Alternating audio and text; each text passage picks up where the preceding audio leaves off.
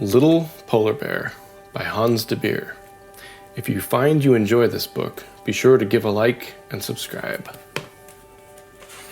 Little Polar Bear. It was a big day for Lars. He was going with his father on his first hunting trip. Lars was white all over, just like his father. In fact, at the North Pole where Lars lived, everything was white because it was covered in ice and snow. Lars' father showed him how to do all kinds of things: follow tracks, swim, and dive.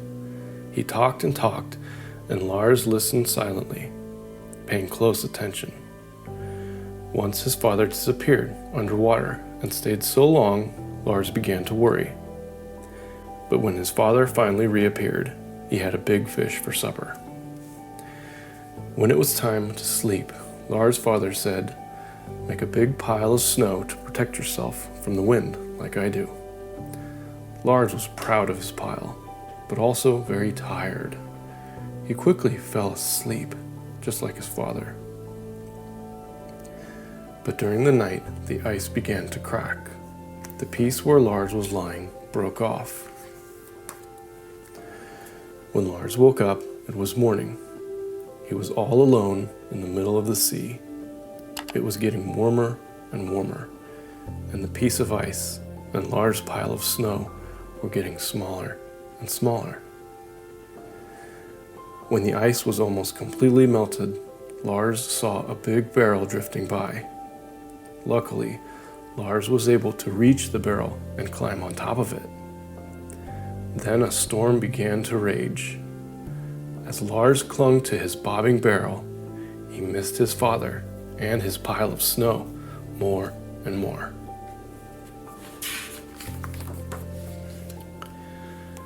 After the storm, Lars drifted on the sea for a long time.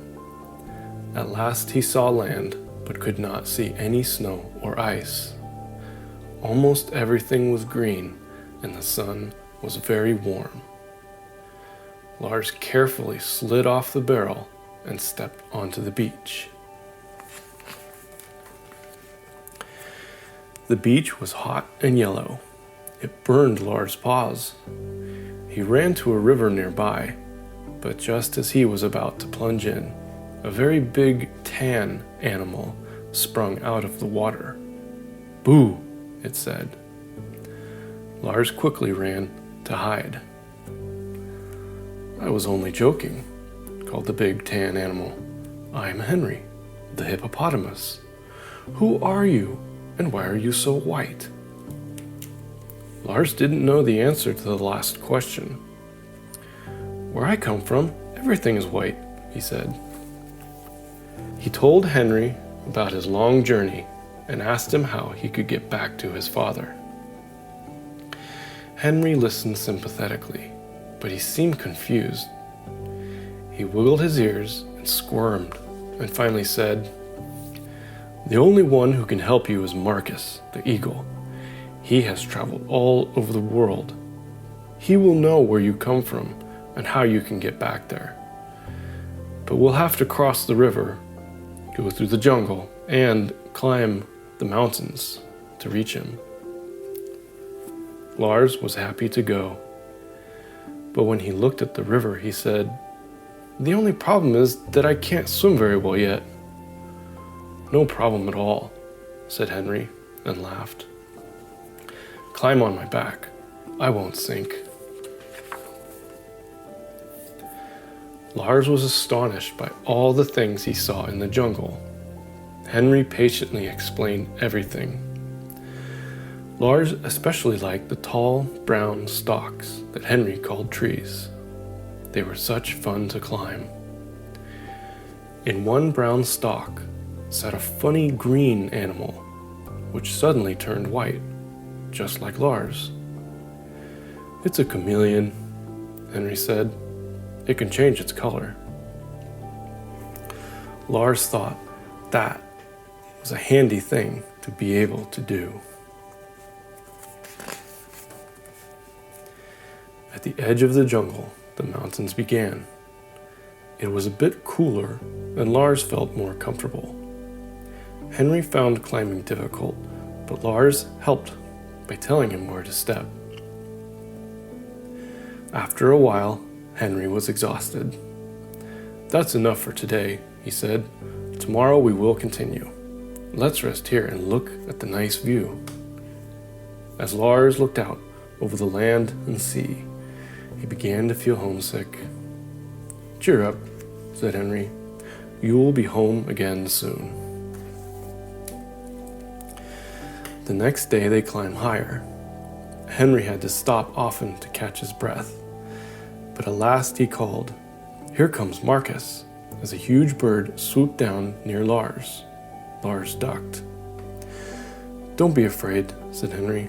"Marcus seems gruff, but he's really quite friendly." Henry said good morning to Marcus and politely explained where they had come. The eagle looked at Lars and then said, "Well, well, a polar bear in the tropics. You're a long way from home, aren't you, young man? Fortunately, I can arrange your passage back. Tomorrow morning, I will have Samson fetch you from the beach." "Thank you very much, sir," Lars said shyly. The next morning, Henry and Lars met Marcus on the beach. "Right on time," said Marcus proudly, as a huge gray whale arrived. Although Henry was happy for Lars, he was also sorry to see him go. "Take care of yourself," he said sadly. "Thanks for everything, Henry," Lars called as the whale swam away. Marcus flew along a bit to see them on their way. Henry stood alone on the beach. He kept watching for a long time after Lars and the whale had disappeared. Samson swam a long way until they were surrounded by ice and snow. "We must be near your home now," he said. At that same moment, Lars called, "There he is! My father! Father, I'm back!" Lars' father couldn't believe his eyes. There was Lars riding on top of a whale. Lars' father was very tired from looking for Lars, but he wasn't too tired to catch a big fish for Samson to thank him. Samson waved as he swam away. "And now," said Lars' father, "we must go straight home because your mother is very worried." On the way home, Lars rode on his father's back. Everything was white, and he was surrounded by snow and ice. But this time Lars talked and talked, while his father was silent.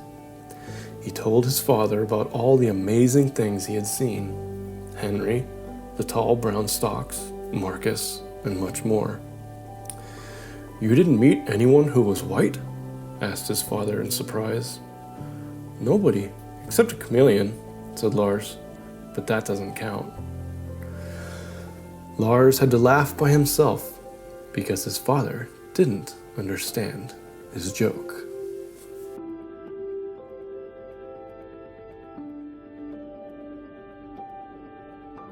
If you enjoy this video, be sure to like and subscribe.